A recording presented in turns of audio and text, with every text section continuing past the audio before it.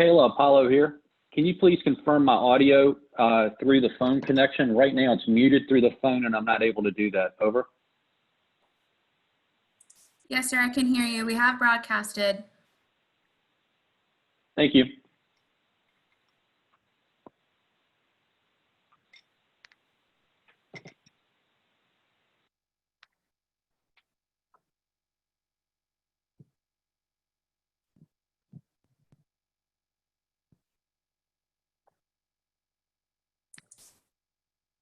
Kayla, this is Tom Allen, and you are in control of my audio, correct?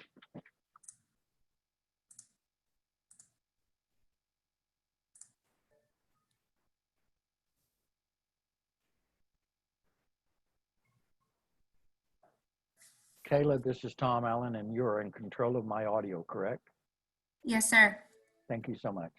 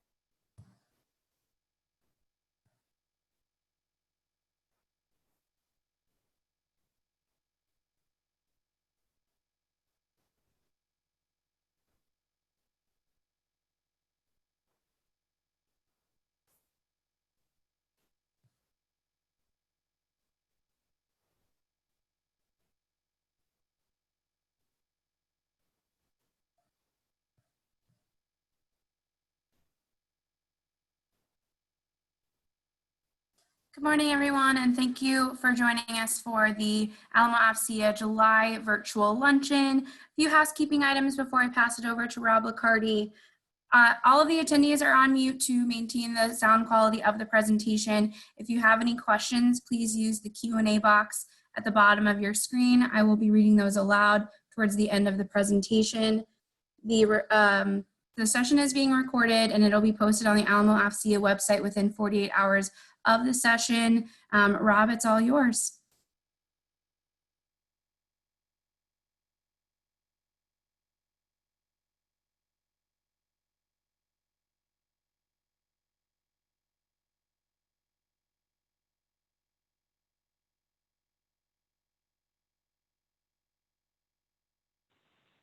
All right, Kayla, can you hear me okay? Yes, sir. Superb. Excellent. Well, welcome and good morning. Thank you very much, Kayla. I'm Rob Licardi, as she mentioned, your Alamo AFCEA Chapter Vice President for Programs. I'll be your MC for today's virtual luncheon. If you take a look at this next slide here, we'll show you what the agenda is going to be today.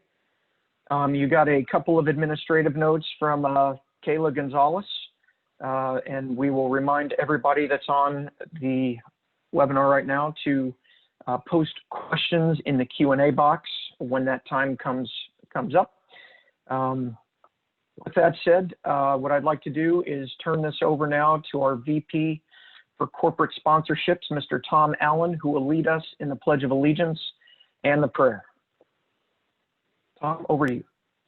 Hello, Rob. Can you hear me okay? Loud and clear. Good morning, everyone. Please join me in the Pledge of Allegiance. I pledge allegiance to the flag of the United States of America and to the republic for which it stands, one nation under God, indivisible, and with liberty and justice for all. I'm privileged once again to lead us in a moment of thanks. Please join me in any manner you deem appropriate. Father, we ask for many blessings today.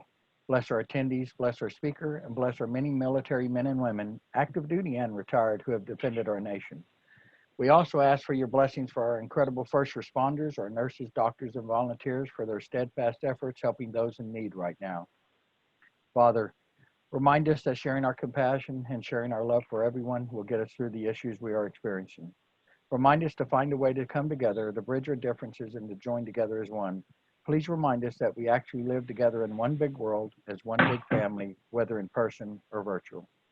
Father, once again, we ask you to bless this group, our families, and everyone in the world. In your name, amen. Amen.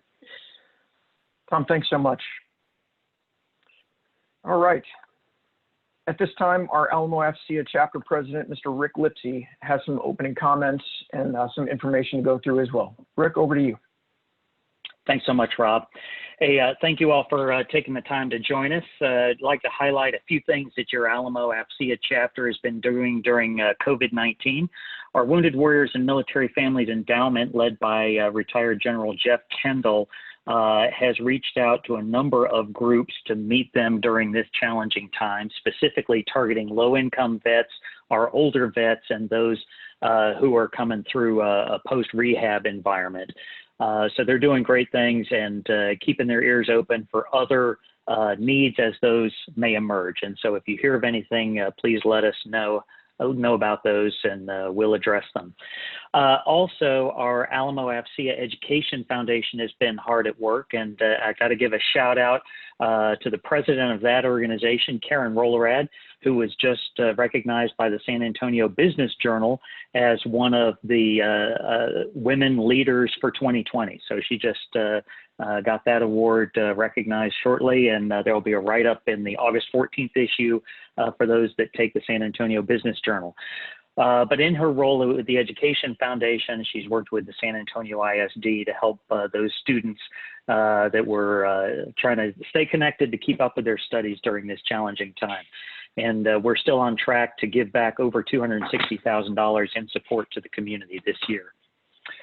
Going forward, our perspective remains the same as it has been since early March. That is that we're putting the community safety and health first. That doesn't mean we're letting up one bit in terms of the education and engagement opportunities we're providing for our members. We're doing things virtually now, and we're actually running more events than we were in a pre-COVID environment. The other thing that we're doing is that all of these events are free and open to anyone that wants to participate. So go to our website. You can check out our events list there. Also, for AFCEA members, there are free webinars available through AFCEA International at the website indicated there. If you have ideas or questions, reach out to us and let us know, please. Looking ahead on the calendar, coming up later this month on the 28th of July, we've got a Lunch and Learn, important for providing continuing education opportunities for our members. In this case, we're going to be looking at supercharging operations with orchestration and automation. Today's defense and intelligence agencies produce so much data that it's impossible for humans to effectively triage every alert or complete all the tickets in a timely way. What's more, the optimal workflow for these operational tasks may involve multiple organizations.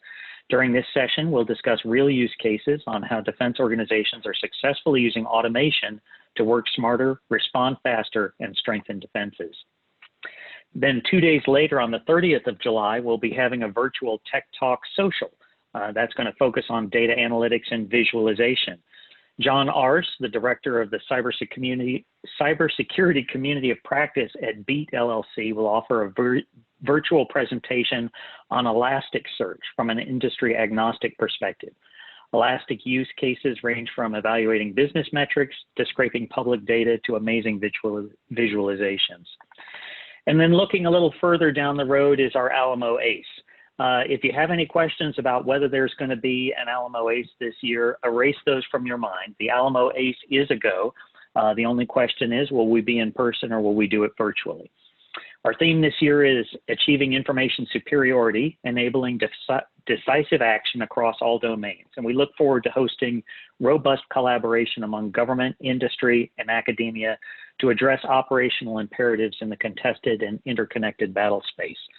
We'll provide insights from and access to senior leaders in information warfare with perspectives from the Pentagon to MAGCOM to operational and tactical levels on current developments in ISR, cyber operations, electronic warfare, and cognitive security. As the battle space continues to become more interconnected and interdependent, technological advances create operational enablement through big data analytics, artificial intelligence, machine-to-machine integration, and advanced utility of the electromagnetic spectrum, including 5G. Don't miss this opportunity to learn about the ongoing transformation to joint all-domain operations and information warfare operations of the future. We look forward to seeing everyone in November. Rob, back to you. Rick, thank you so much. Great information as always. And now we get a chance to pay homage, if you will, and give thanks to our corporate and chapter sponsors. We have numerous Alamo chapter partners who include Accenture, DTSI, FTI, GDIT, LMI, Lockheed Martin, who's our lead sponsor for today's virtual luncheon.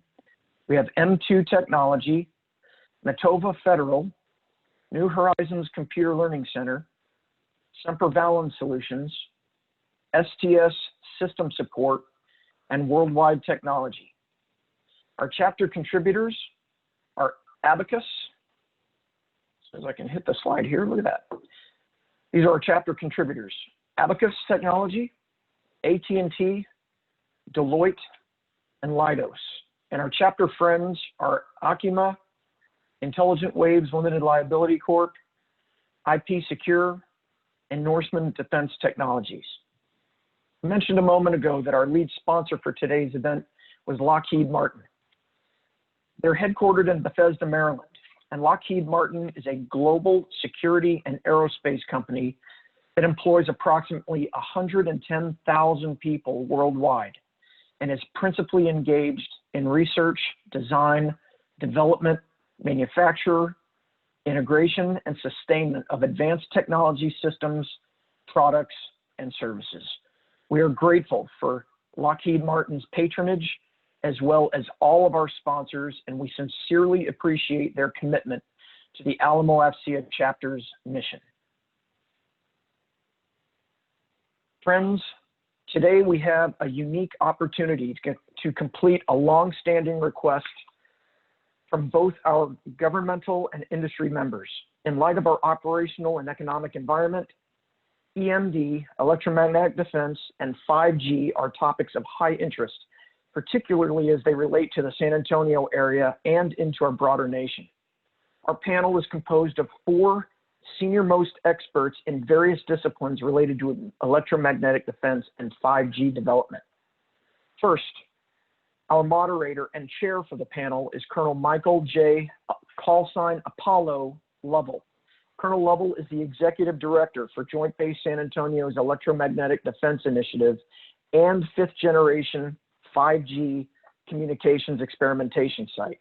He leads a task force with over 70 organizations and 330 volunteers for the largest joint base in the Department of Defense, consisting of 11 installations, 266 mission partners, and 80,000 employees to harden utilities from electromagnetic pulse effects and implement 5th generation cellular technologies.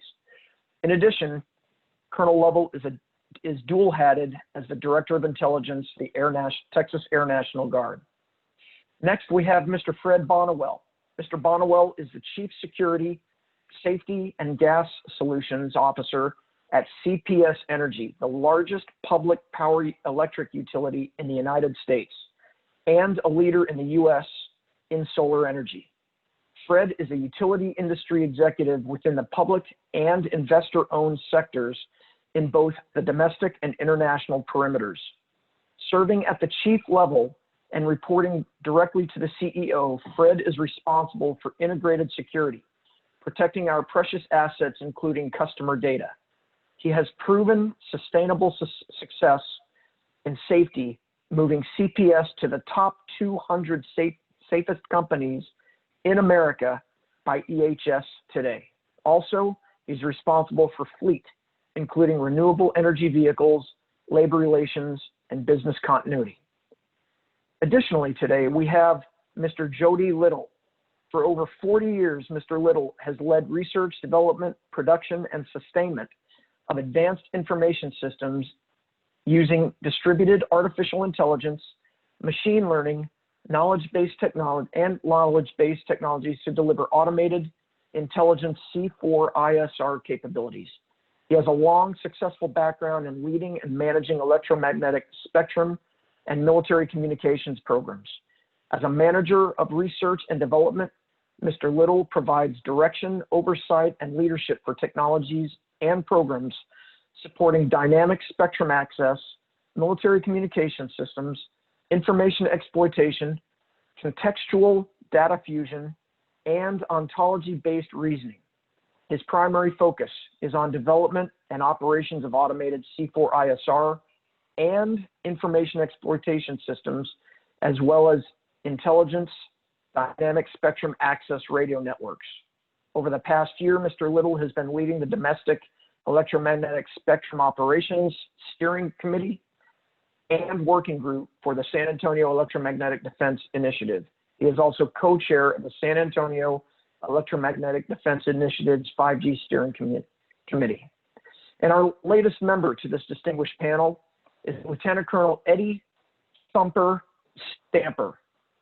Lieutenant Colonel Stamper is a 35-year veteran in the United States Air Force who began his career as an F-4G Wild Weasel electronic warfare officer.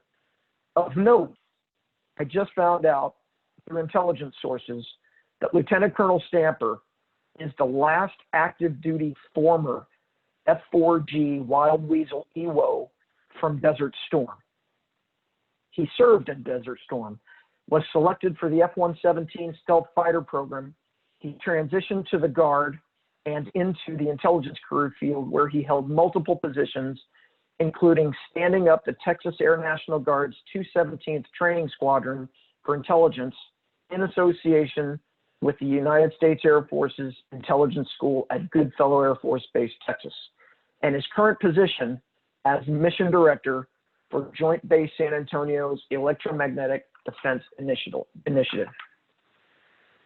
So, ladies and gentlemen, Like you, I am greatly looking forward to hearing from these experts. And as a quick reminder, please ensure that all questions for the panelists are submitted in the Q&A section of this webinar, as chats will not be addressed. With that said, I'm going to turn this over to Colonel Lovell. Apollo, the floor is yours, and I'll be bringing up your slides in just a second.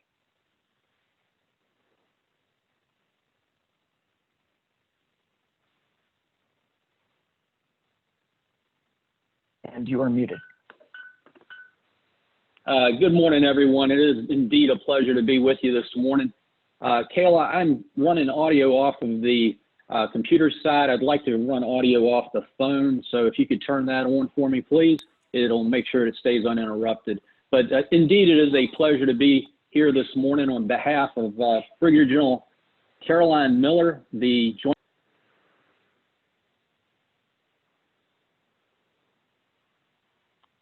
There we go.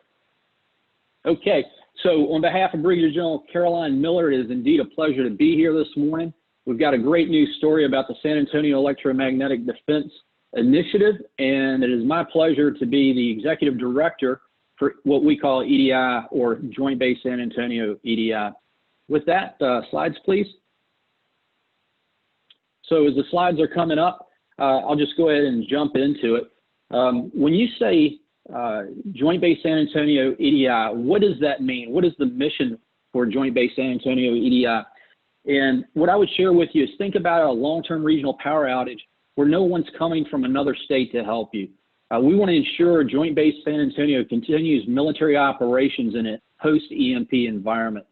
We want to do that by creating first we want to create a model that can be replicated throughout DoD, and I'm here to tell you that that model's been created already. Secondly, we want to create a dissuasion strategy. We don't want our enemies to believe an EMP can be successful, so we want to contribute to that dissuasion strategy. And then thirdly, we're looking at 5G. We're looking at it from not only the risk perspective, but also opportunities. Holding for slides. Rob, any luck there? I believe they are being broadcast. I think your screen might still be paused.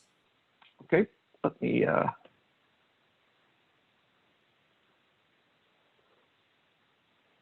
And the slide that I'd like for you to bring up is the eye chart ecosystem, if you will. It shows our 4 lines of effort.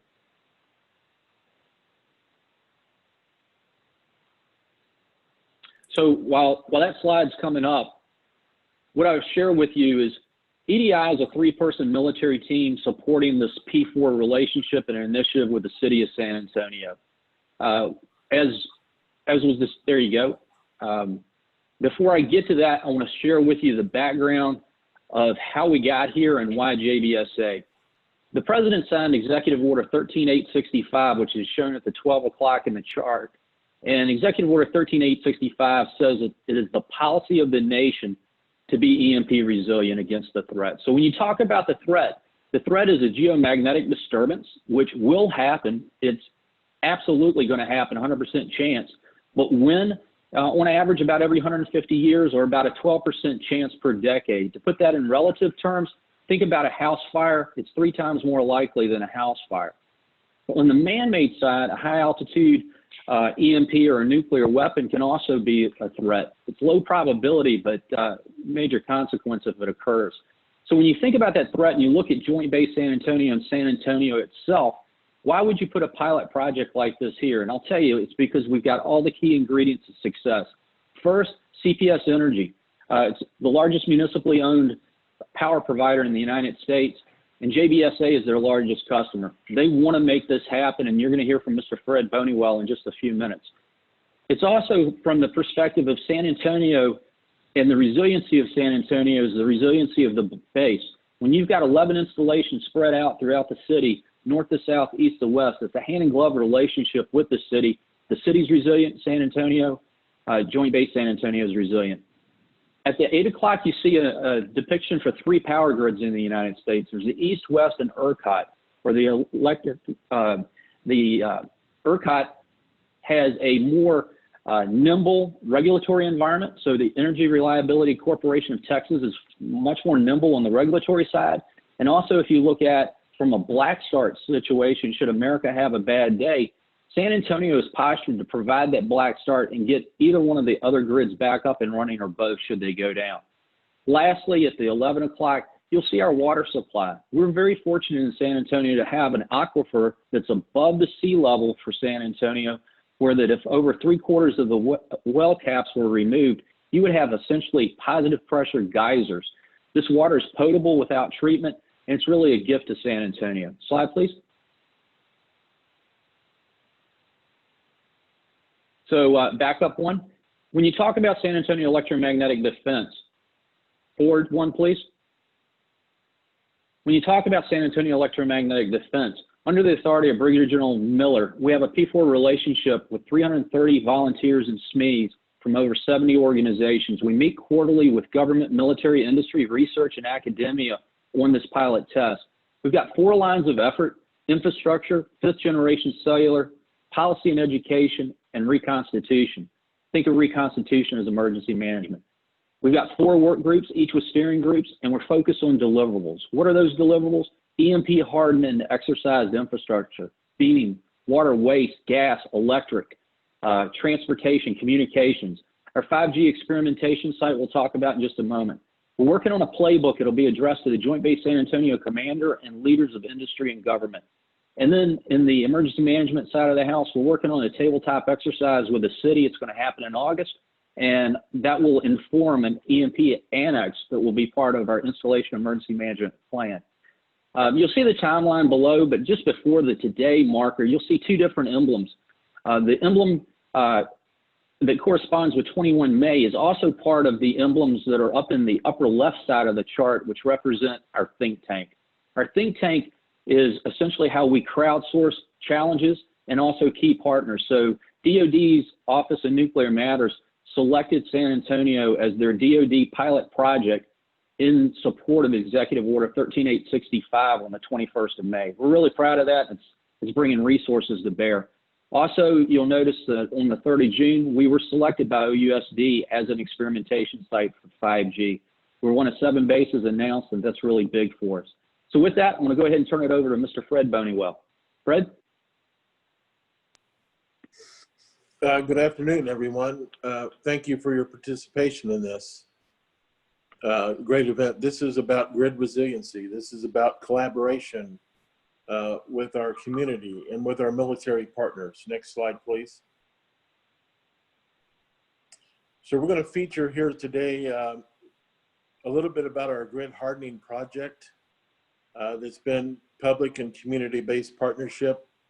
This partnership has really evolved over about 2 years, working together and realizing how we can develop a collaborative arrangement built around physical security and resiliency of our systems. Because what we really want to accomplish here is the preservation of military readiness. It's absolutely unacceptable to think that an event could occur, such as what Mike described, and have our city go black. And that's what really we focused on from the very beginning. The genesis of this was about how to instill our readiness with our infrastructure that we have, and our ability to be resilient should and when an event should occur. We want to be successful in the outcome of that. Next slide, please. So this project is really around the hardening of our systems. The first phase takes into account substation physical security upgrades that connect us to the JBSA facilities. The real effort behind this is to increase the security and mitigation of the risks, such as vehicle attacks. We have to make sure that we have the right barriers in place to prevent that. We know that we have precious assets, but we also know inside of those precious assets, there's sort of a crystal at the top that encompass these 11 substations that we want to make sure that that's protected above all sources of attack. We also realize we have to make airspace safety upgrades as well. We know that we need to provide for clear zones of operation for air assets that guard our country here that are based out of JBSA. And we want to be able to mitigate those risks to the greatest extent possible. And part of that includes removing those transmission lines in a clear zone way. Next slide, please.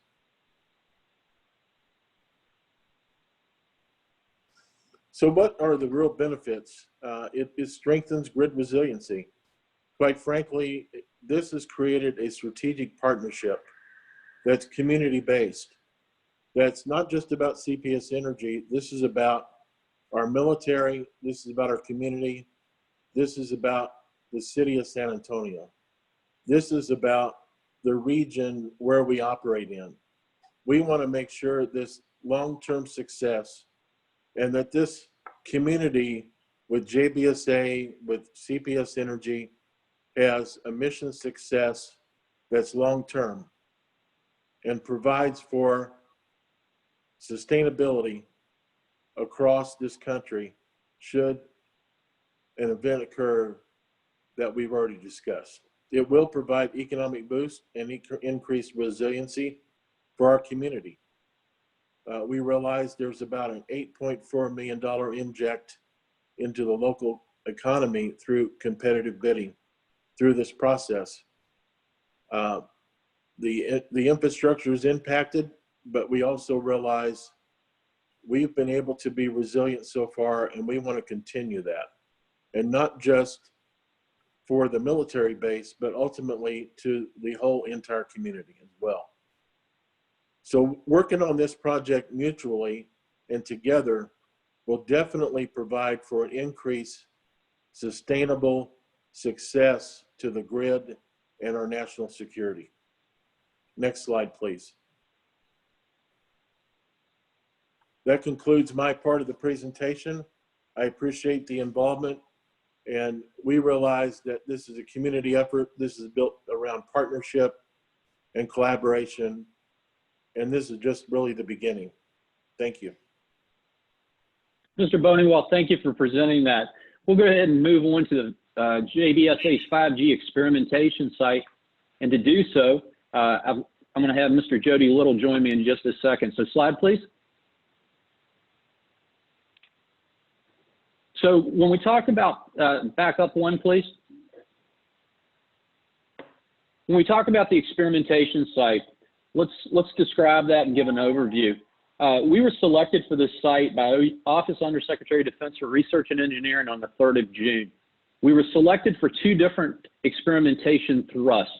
We're currently establishing our project management office. We're standing that up rapidly, and we expect awards via OTAs or other transaction authorities, and the RPPs will process likely through the National Spectrum Consortium or the Information Warfare Research Project.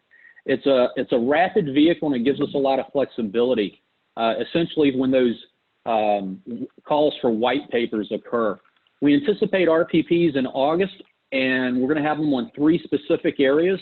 It'll be on DoD 5G core and security research and development. It'll be on AR and support of medical training and telemedicine, and then also a systems integration lab. So with that, I'm going to turn it over to Mr. Jody Little to describe the research side of it. Hi, it's a pleasure to be here this afternoon.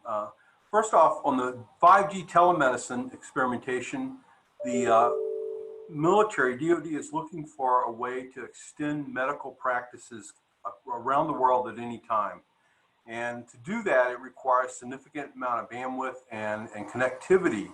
So one of the primary objectives is to provide secure, because of the data, as well as some of the operational needs, resilient, meaning this has to work and continue working at supporting medical needs when it's in the field. In the middle of a procedure or support, it can't go down, and it needs to be fully integrated with the 5G platform, and so that the capabilities are shared among the units. The second major thrust in this one is to extend the operational medical expertise forward to the edge, to the operational edge. They want to be able to reach from facility to facility for training, facility to FOB, facility all the way out to the warfighter, and provide that telepresence and that knowledge to help save lives. They also want expertise and knowledge in real-time supporting all aspects of medicine. So whether it's consulting or a routine visit, or it's standing over someone's shoulder virtually to help them through a critical operation. They want the 5G, the telemedicine to be able to support that. And 5G will give them that capability in terms of bandwidth and latency. They want to be able to do it anywhere in the world at any time. And finally, they want to be able to fuse and extend the advanced technologies that are available for them to support the life-saving medical care. And this includes, as Colonel Lovell mentioned, augmented reality, so they can share what the people in the field are seeing or at the distance area are seeing. Robotic medicine, so they can actually potentially control the robots from a distance and perform critical surgeries. That requires that it be resilient and not go down in the middle of a procedure, to be quite honest. And they want to bring machine learning AI that brings extended knowledge to the field. So that's the focus on 5G telemedicine. This is not a small effort. This is a fairly large effort looking across all DoD medical capabilities. And we've been working with the Virtual Medical Center over at BAMC to establish what the focus of these use cases will be. Next slide, please. So for the 5G core sandbox, this actually is all-encompassing, and this will reach out and fairly touch almost every other experiment, and there's 12 right now that OSD has assigned. This will touch everyone. The 5G core is somewhat the heart and soul of the actual 5G capability. And what it brings to the ability is to make it a useful tool, not just a data transfer form tool. So in this sandbox, they're looking for wide-scale experimentation. So there's a lot of different experimentations, systems development, because right now the core of 5G is almost nil. There are a few implementations that are in somewhat developmental and research areas, but there's not a major implementation to support what's needed in the DoD. A big part of this is the cybersecurity around 5G. And that's for the core, but it also will extend out to the RAN, the radio access networks.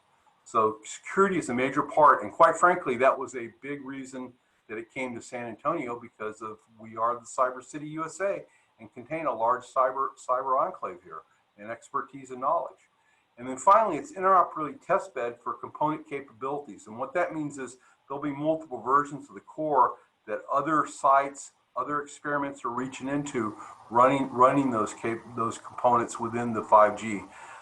Focused on everything from application to edge computing to the caching, movement of data and caching of data into the edge. That's a pretty big deal, quite frankly, to the security all around it.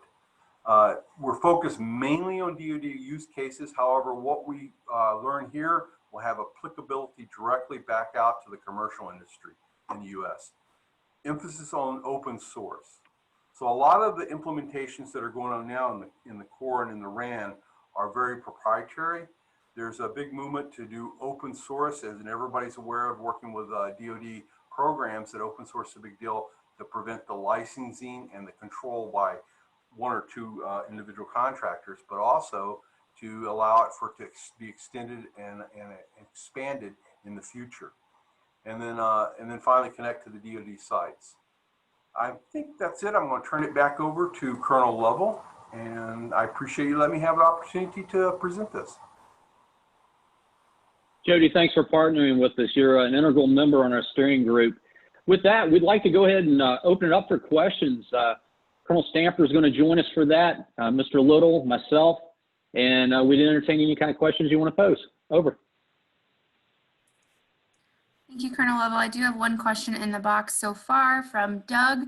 As more technology is deployed to manage our transportation systems, it seems that transportation resilience, a major consideration. Are you working with TxDOT? As a note, Southwest Research has done a study that identifies vulnerabilities in our traffic management systems. 5G is under consideration for communication between automobile and the infrastructure? Can I take that one, Mike? I'll take that one. Feel free. Sure. Okay, so yes, the answer is yes, but not in the way you would expect. So we are not working specifically with transportation or TxDOT or the U.S. transportation system.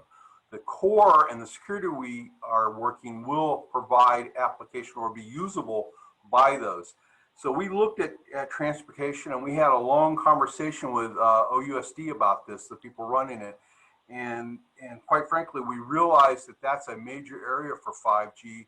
However, DoD has a concern about doing the policies that are driven around automated automobiles, about automated driving, automated systems.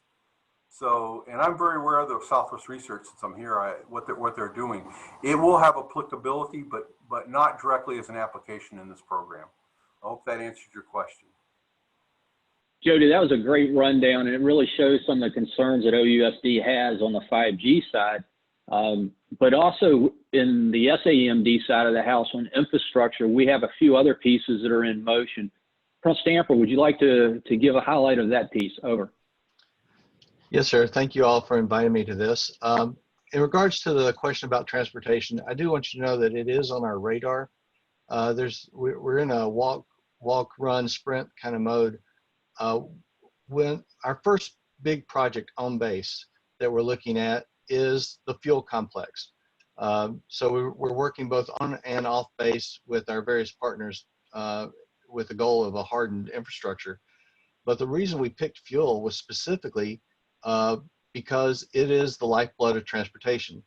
Once we figure out and actually implement the solutions for a robust or a hardened fuel supply, then we can apply that to outside the fence and to a greater transportation infrastructure in general. So, you know, we have our eyes on airlines, trucks, railroad, shipping. All that starts with us figuring out how to solve the problem here locally. That's it. Good rundown. Thank you. Next question, please. Next question comes from Kimberly. For the effort with CPS Energy, can you speak more about the substation physical security upgrades and what that involves? Thumper, would you like to take that one? I sure will. Okay, so what we did, we looked at, and I will tell you, this is one of the things that put San Antonio on the radar of a lot of our federal partners. We weren't looking at just one thing, for instance, EMP hardening. We're looking at a holistic threat scenario that threatens the grid. And one of the things that has actually been demonstrated in the past was attack on substations. Specifically, there was a pretty successful sniper attack about 8 years ago at a substation in California. So we looked at that, partnered with the state government. The Texas Military Preparedness Commission has a grant program authorized by the governor. And we were able to secure that with help from the Alamo Area Council of Governments. And that's given us a grant that CPS is throwing in some of their own cash. And we are going to harden every substation that feeds JBSA. What we're hardening them against, and Mr. Bonnewell spoke about this a little bit, what we're hardening them against is sniper, vehicle bombing, and intrusion. The details of it, you know, we're not really getting into in a public forum, but we've come up with a pretty good plan. There are a few other utilities around the country that have done something similar. So we're going to apply that here in San Antonio. And that's our first project. The money's already flowed, and CPS has a very aggressive schedule to implement that and turn that into a reality. Thank you. Next question comes from Neil. Are there any promising initiatives you can offer on water supply resilience? So love these questions on the infrastructure side. Thumper is our infrastructure leader. So Thumper, back to you again. Well, we are working with San Antonio Water System really from early on in the program. And right now we don't have an active initiative, but we already have a prepared study that once our federal partners are ready, we're hoping this coming fiscal year, they'll be able to roll in, and we've identified some critical nodes within San Antonio Water and Waste that if we can harden those, against EMP and provide a redundant power supply. And that's where there's a partnership between San Antonio Water System and CPS Energy. And we're basically just kind of coordinating that effort with some of the federal partners. That's going to turn San Antonio into truly, I don't want to say a safe zone, but if, as Colonel Lovell says, if a bad day happened for America, San Antonio is in a uniquely positive position to weather the storm and be a spark of regeneration for the rest of the country. And water is definitely a part of that.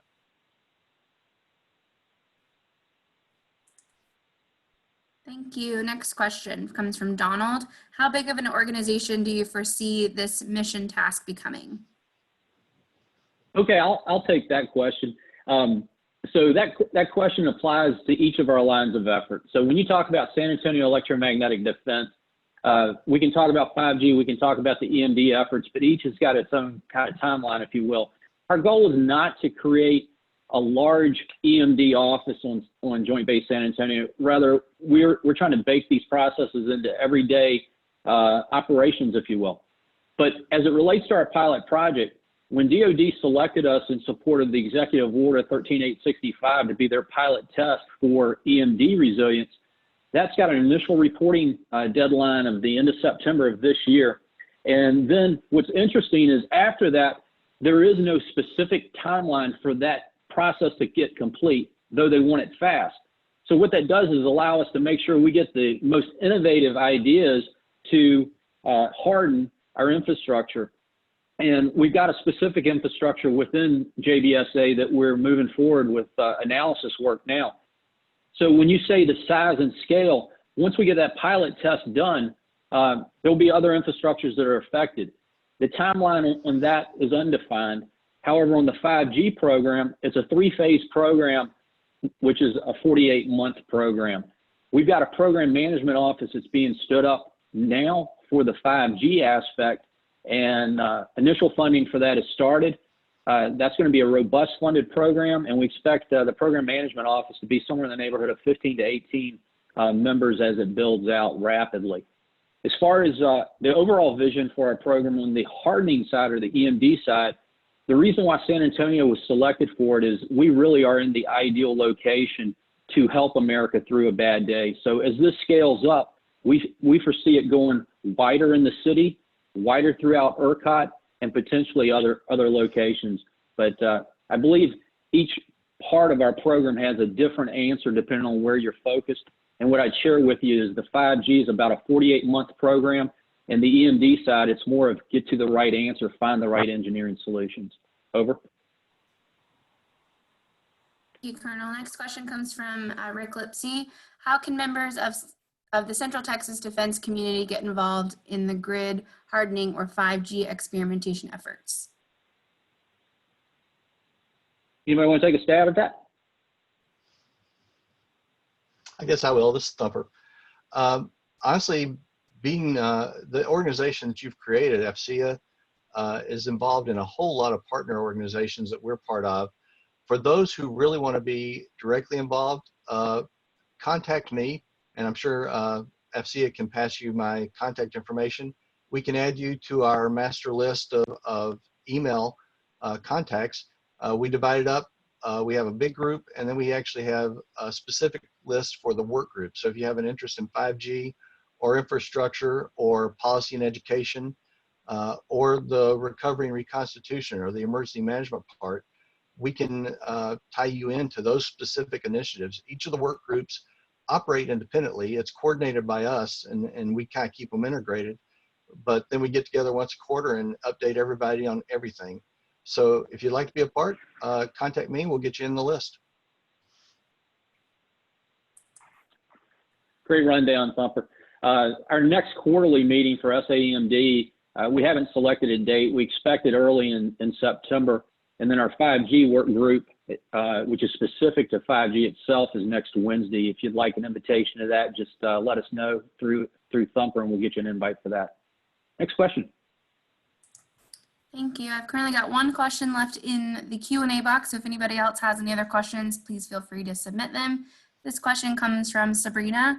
Are there any human health issues involved in using 5G capabilities? I have AT&T 5G running through my apartment, and I'm experiencing adverse effects from it: ear and headaches, memory loss, and brain fog. I've been treated for ear infections. It has gotten worse since teleworking. I'll take that. So, Jody, please. So I can't speak for your specific conditions in your apartment and 5G. I actually have 5G mesh running through my house too. We haven't had any problems on a personal note, and with a family of 5 living there. So we haven't seen the same thing. There's a lot of information on the web talking about health issues with 5G. And there's even some that point to some studies, but I don't think there is a study that's really showing, we've been trying to find it, that's been showing specific true issues resulting from 5G. So I can't speak to your specific condition, Sabrina, what's happening in your apartment, but I think that we're not seeing that, and we don't feel that that's going to be an issue, at least at this point. There's still other studies to be done. 5G is new and young. Thank you, Jody. I'd also share, just for the wider audience, 5G is a concept, and really right now what you see in the marketplace is a lot of advertisement for 5G, and it's really how do you step this technology in as it matures. So 5G, when it's matured, it'll be this rapid waveform, small millimeter waveform with low latency. But really right now what you're seeing on the commercial providers is more of a 4G LTE, which is close to 5G, but it's that initial step. And most of what they're advertising Apollo in home use is it's really Wi-Fi in the 5G. So. Yep. Thank you. Other questions, please.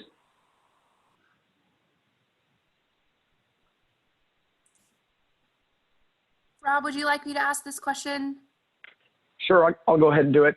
Okay. Gentlemen, I just wanted to ask you, so OUSD has a number of pilot efforts as related to improving flight line and airborne and seaport connectivity through the implementation of 5G. So tactically, does your team have any connective tissue to flight line operations and 5G here in San Antonio? And I'm assuming there probably is, but what are the most significant barriers to bring 5G to our bases, our seaports, et cetera? So I'm going to take an initial stab, then I'm going to ask Jody to back me up on this. So when you think about how OUSD selected the bases, it's part of an enterprise solution for RDT&E as this technology matures. The initial tranche, or tranche 1, if you will, selected 4 bases last fall, September. Then Congress added a 5th base, which they're calling tranche 1.5. The second round of selections added 7 more bases to the original 5. And what you'll see from San Antonio, with the focus on security at the core, is that we're going to be the aspect that is developing the security for the entire enterprise, and that has an aspect that connects with Flightline. Flightline itself is not part of our specific thrust, if you will. It's more on the Nellis experimentation side, but we will have aspects of security that directly relate to it. Similar with telemedicine, our experimentation from security will contribute to the telemedicine work, because no one wants to have a treatment provided to them by a provider not knowing how secure it is. So that's really how our charter for the 2 experimentation thrusts complement the greater enterprise. Jody, are there any other concepts you'd like to bring into that? No, I think you addressed it, Paulo. The one thing I want to point out is the core, again, is at the heart of and soul of most 5G. So everything we're doing here reaches out at some point and touches the other experiments. So it'll be part of the flight line. It's also, there's also at Fort Hood, they're doing forward operating base as well. So it'll be part of that. And those actually tie together as well if you forward deploy aircraft. So there's a link between a lot of the experiments, the way they've broken it up. and they all have different aspects that they're exploring because it is fairly complex. And ours is kind of the hub or the cog, the center of gravity that ties them all together through the core. Thank you. I've got one more question that came through from Mark. When an EMP attack/disruption happens in one or more locations, how will authorities communicate with those affected to let them know what is being done to take care of them and what the people/organizations need to do to help efforts? Is there a plan to include the crisis communication efforts into future exercises? Outstanding question, Mark. I'll tell you, the third military member on our team is Tech Sergeant Blanche Dubois. We call her Touche. And she could give you a textbook answer on this, but I want to pitch this one over to Thumper to let him take a stab at it. Over. Thank you, sir. Yeah, comms are one of the things we recognize up front. That's going to be one of the first things we lose. That fourth line of effort we talk about, and he brought up Sergeant Dubois, emergency management planning and preparation is the key there. We have to have a plan that can operate calm out for a little while.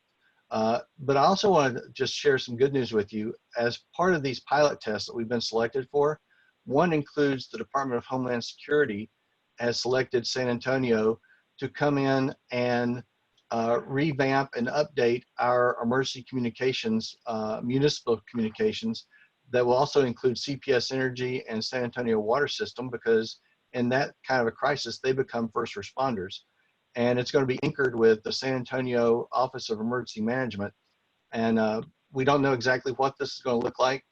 We were selected a couple months ago, so it's going to be over the next year, we're going to do the analysis and actually implement the solutions to give us a hardened and redundant local communications. At the national level, well, it's being worked at the national level, but that's going to be a harder nut to crack. I will tell you one of the things we started looking at very early on is integrating amateur radio and such things, which have always come to our rescue whenever our nation has taken a hit from a natural disaster in particular. I'm a ham radio operator. We have several who are in our collaboration, and those type of things are things that individuals can be involved with. Having a shortwave radio. I know this all sounds like the government doesn't have a plan, but it comes down to some cases, all of us have to take a part in this. We were part of a conference back in November, and someone asked the question, and I'm going to throw Colonel Lovell under the bus because he just gave the best ever answer. Someone asked the question, that this all seems so daunting. What can each of us do? And he basically came in and said, each of us can prepare to not be a victim. Colonel Lovell, do you want to go ahead and finish off with that? Because I think you really nailed that one. Thanks, Thumper.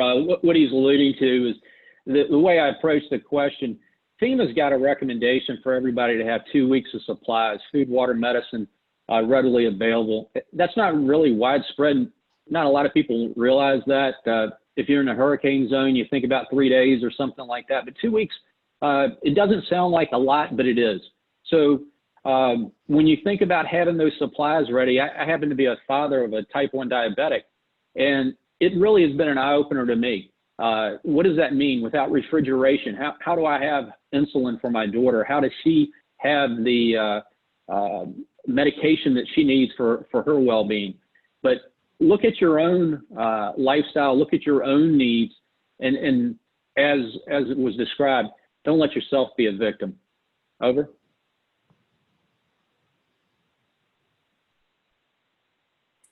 Thank you. I've got one more question. This comes from Jim. Has there been any actual testing that shows exactly what types of components are affected/lost in an EMP event?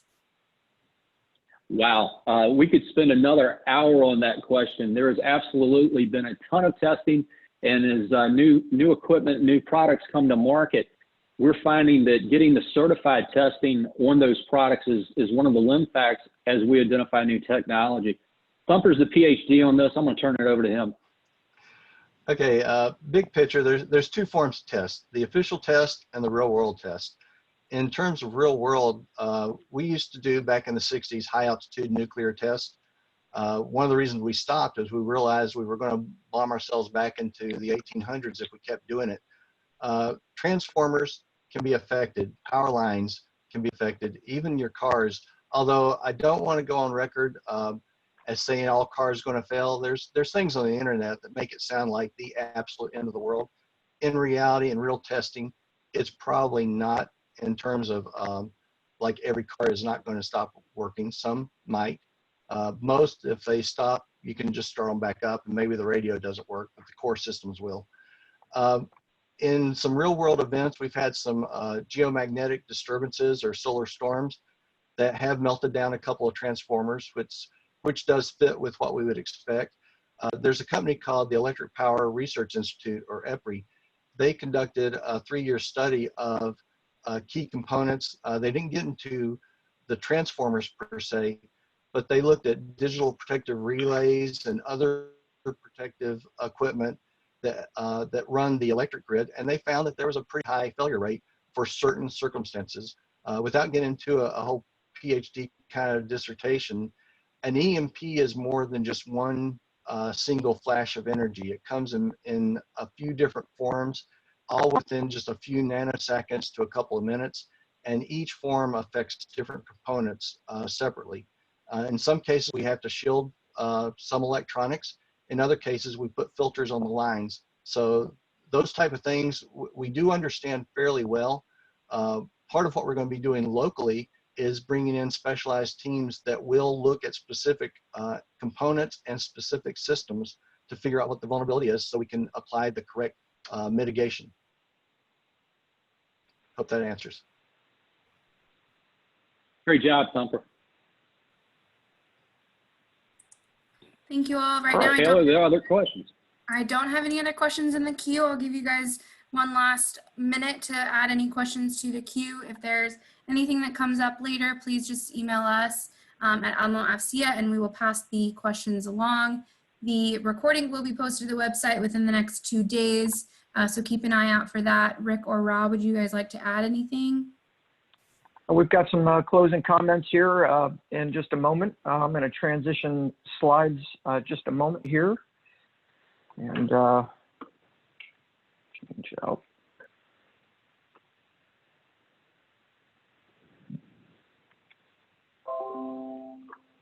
Get to the other slide. While you're transitioning slides, Rob, I just want to express my appreciation that when we received the invite here to present to Alamo AFCEA, you know, our success in this program would not have happened without the P4 relationship. The city, when we say Military City USA, it resonates, it's true.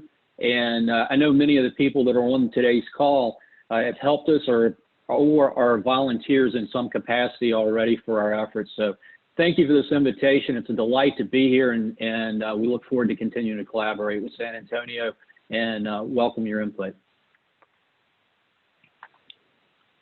The feeling is mutual. We are grateful for your time and the great effort that you put into making this happen. I'd like to turn it over for just a moment to Rick Lipsey to make a couple of announcements, and then I'll wrap it up with some closing comments. Rick? Thanks very much, Rob. Hey, thanks very much, Apollo, to you and the entire team for being on today. You're doing important work for the nation and for the community. I wanted to briefly mention to the group, my bad for not getting this in the original slide deck. When you get the updated version on the website, you'll see a slide in this.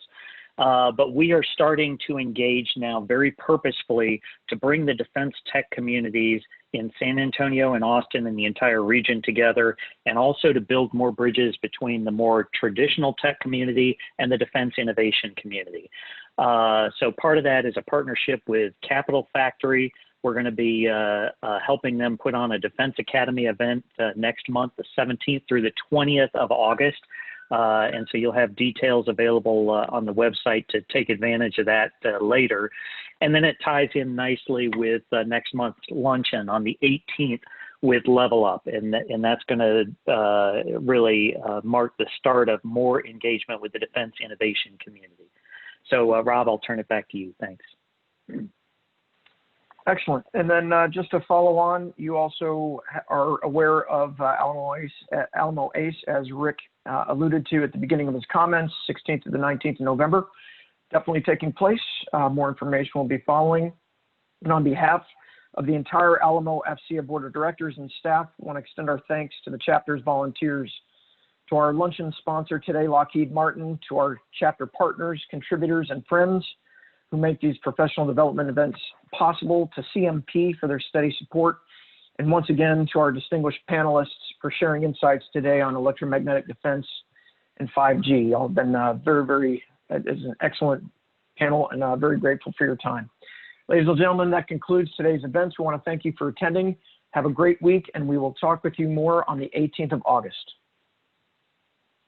Great meeting. Thank you.